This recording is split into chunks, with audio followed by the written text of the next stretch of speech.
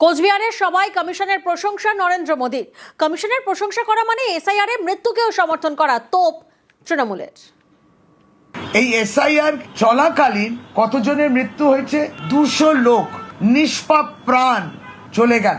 যদি আপনি ইলেকশন কমিশনকে প্রশংসা করেন, তার মানে এই মৃত্যুটাকে আপনি প্রশংসা করলেন এসআইআর কাজ করতে গিয়ে। তার মানে কোথাও না কোথাও এই মৃত্যু তাদের চোখে জল আসে না, প্রধানমন্ত্রীর চোখে জল আসে না। বাংলায় আগে গোড়ায় 63 লাখ নাম বাদ দিয়েছে, তারপর 60 লক্ষে অ্যাডজুডিকেশন পাঠিয়েছে। প্রশংসাটা তো করবে। দুর্বল বাংলার বিজেপি 1,20,00,000 মানুষের ভবিষ্যৎটা প্রশ্ন চিহ্ন গিয়ে দাঁড়িয়েছে, আর প্রধানমন্ত্রী আপনি ইলেকশন কমিশনকে প্রশংসা করছেন। বিজেপির ষড়যন্ত্রে মোথাবাড়ির অশান্তির অভিযোগ তৃণমূলের। সত্য ফাঁস হতেই সাফাই দেওয়ার চেষ্টা বলে অভিযোগ। নরেন্দ্র মোদীকে নিশানা তৃণমূলের।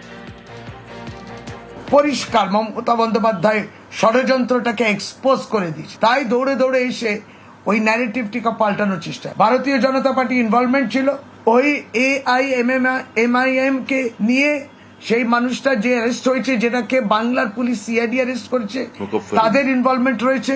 এবং এই সমস্ত মধ্যে দিয়ে আসলে ফেয়ার এন্ড ফ্রি ইলেকশন ভারতীয় জনতা পার্টি চায় না, তারা চায় অরাজকতা। কত চেষ্টা করেছে রাষ্ট্রপতি শাসন যদি করা যায় পিছনে দরজা দিয়ে। মহিলা সংরক্ষণের সওয়াল নরেন্দ্র মোদীর। নারী সুরক্ষা নিয়ে পাল্টা বিজেপিকে তোপ তৃণমূলের।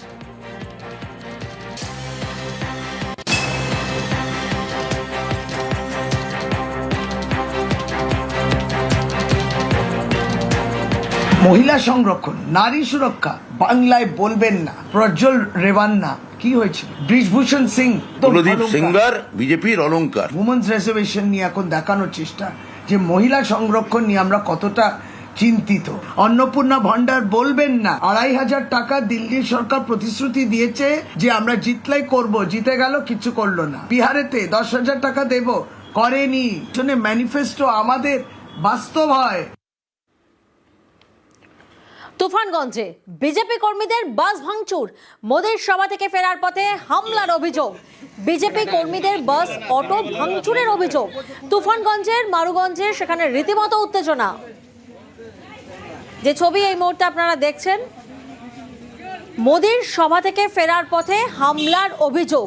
তুফানগঞ্জে বিজেপি কর্মীদের বাস ভাঙচুর করা হয়েছে, এমনটা অভিযোগ সামনে আসছে। বিজেপি কর্মীদের বাস অটো ভাঙচুরের অভিযোগ করা হচ্ছে। তুফানগঞ্জের মারুগঞ্জের এই ঘটনা, যেখানে তৃণমূলের বিরুদ্ধে সরাসরি হামলার অভিযোগ। বিজেপির অভিযোগ অস্বীকার তৃণমূলের।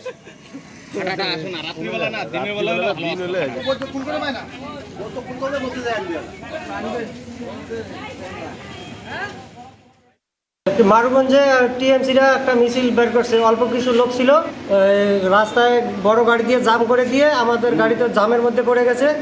ওই সময় টিএমসির হারমাজরা এসে আমাদের গাড়িতে হামলা করছে, মারধর করছে আমাদের লোকদের। আপনারা কোন সভা থেকে ফিরছিলেন?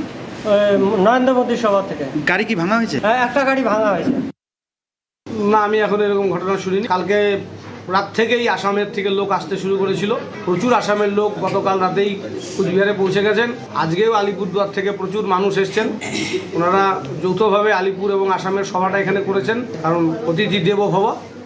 আসামের লোক আর আলিপুরের লোককে এখানে কেউ কিছু করবে না, আপনি নিশ্চিন্তে থাকুন।